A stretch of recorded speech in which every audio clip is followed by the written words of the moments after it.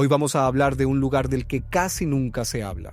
Un continente inmenso, helado y misterioso que durante siglos permaneció fuera del alcance humano. Un territorio donde el frío no perdona, el viento corta como cuchillas y la vida apenas puede sostenerse. Hoy hablaremos de la Antártida, el último rincón virgen del planeta, y también uno de los más codiciados. Pero antes de adentrarnos en sus secretos y disputas, déjame hacerte una pregunta. ¿Alguna vez te has preguntado de quién es realmente la Antártida? ¿Pertenece a algún país? ¿O es una especie de tierra sin dueño, protegida del resto del mundo? Pues quédate, porque la historia que hay detrás es una mezcla de exploraciones heroicas, guerras frías y ambiciones ocultas bajo kilómetros de hielo. Suscríbete si te gusta el video. Durante siglos nadie sabía si en el extremo sur del planeta había algo más que agua y tormentas. Desde la antigüedad, los geógrafos imaginaban una tierra desconocida a la que llamaban Terra Australis Incognita, o la Tierra del Sur desconocida.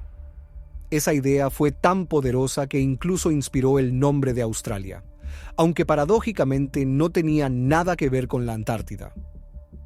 La primera vez que un ser humano se acercó realmente a ese continente fue a comienzos del siglo XVII, cuando Gabriel de Castilla, un navegante español, reportó haber visto unas islas cubiertas de nieve al sur del Cabo de Hornos. Posiblemente eran las islas Shetland del sur, aunque nadie lo supo con certeza.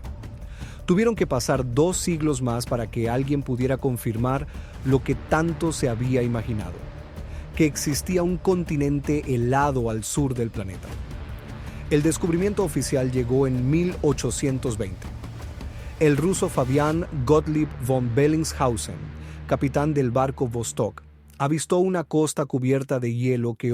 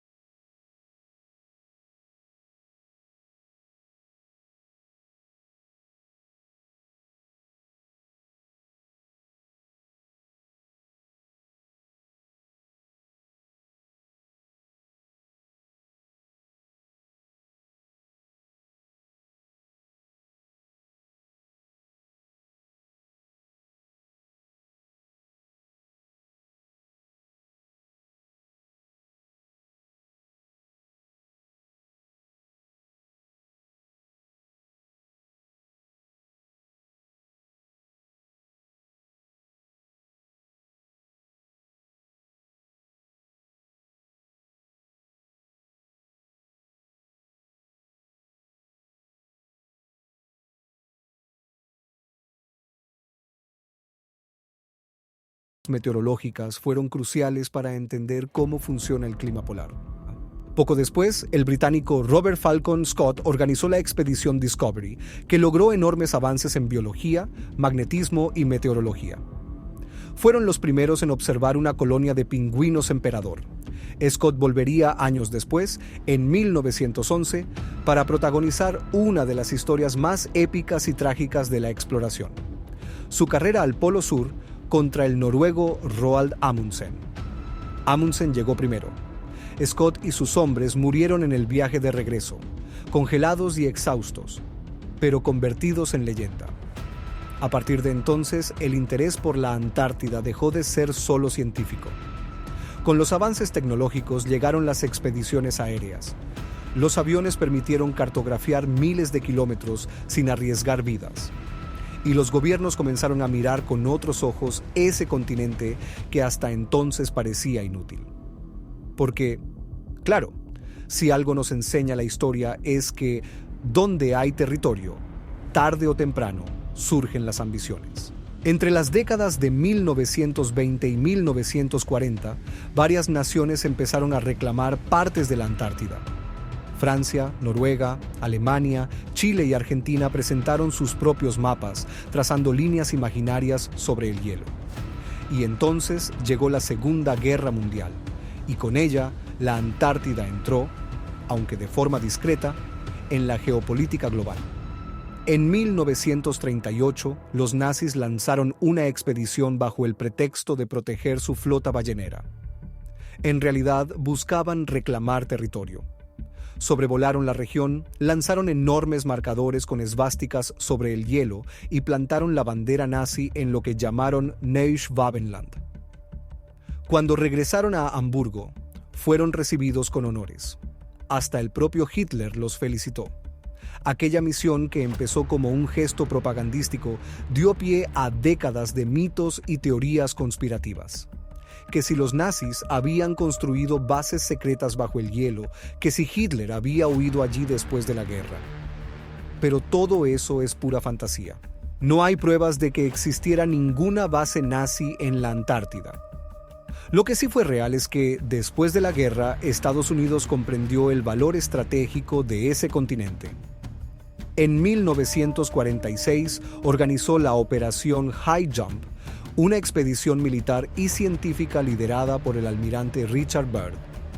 Más de 5.000 hombres, 13 barcos y 6 aviones fueron enviados al continente helado, en lo que fue el mayor despliegue en la historia antártica. Oficialmente, la misión buscaba entrenar tropas en condiciones extremas y recopilar información científica, pero todos sabían que detrás había otro propósito: establecer presencia y reclamar territorio. La operación High Jump fue un éxito logístico, pero también una advertencia al resto del mundo. Estados Unidos quería asegurarse de que nadie más controlara el sur del planeta. Sin embargo, no fueron los únicos con ese interés. En los años siguientes, Reino Unido, Chile y Argentina establecieron bases permanentes, a veces tan cerca unas de otras que los soldados podían verse con binoculares. El hielo comenzó a llenarse de banderas y cada país reclamaba su pedazo de territorio. Pero claro, aquí había un problema. ¿Cómo reclamar algo que no pertenece a nadie? El derecho internacional nunca había definido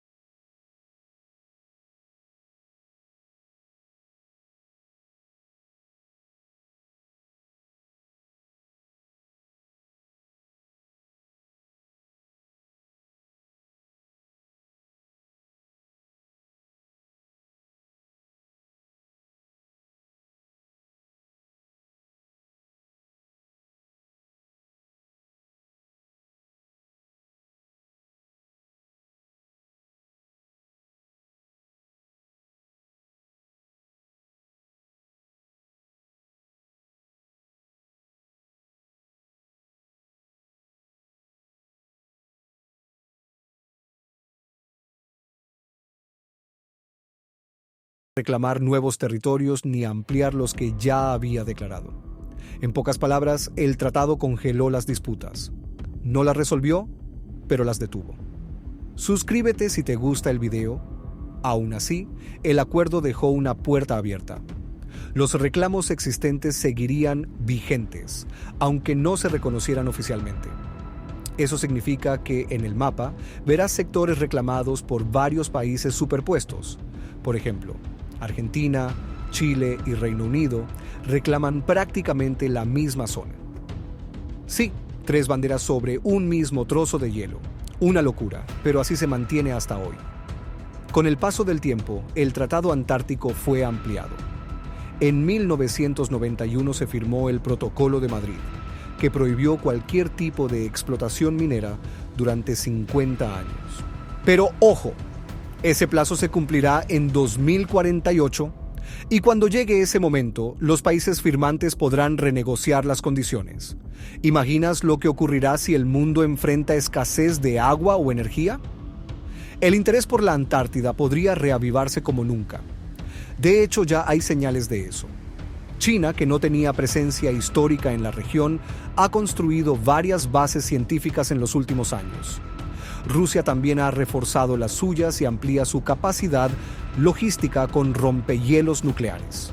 Estados Unidos, por su parte, mantiene la Base McMurdo, una auténtica ciudad en medio del hielo, con laboratorios, pistas de aterrizaje y más de 1,000 personas durante el verano austral.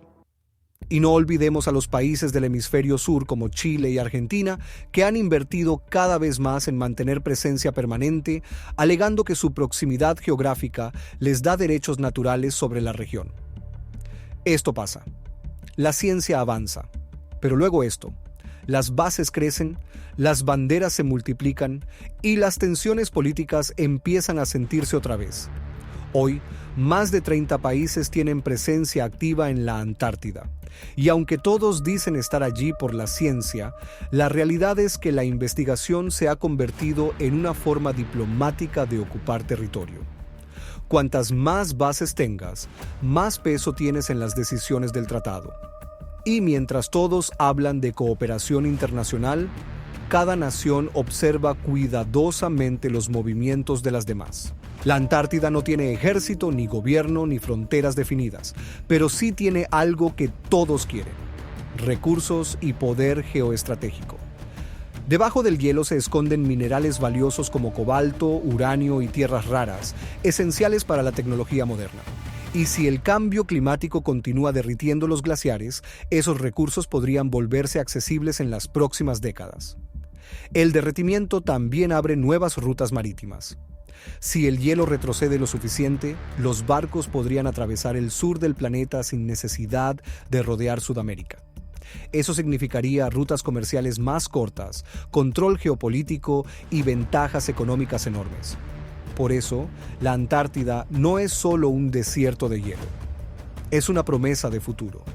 Pero ese futuro también puede ser peligroso.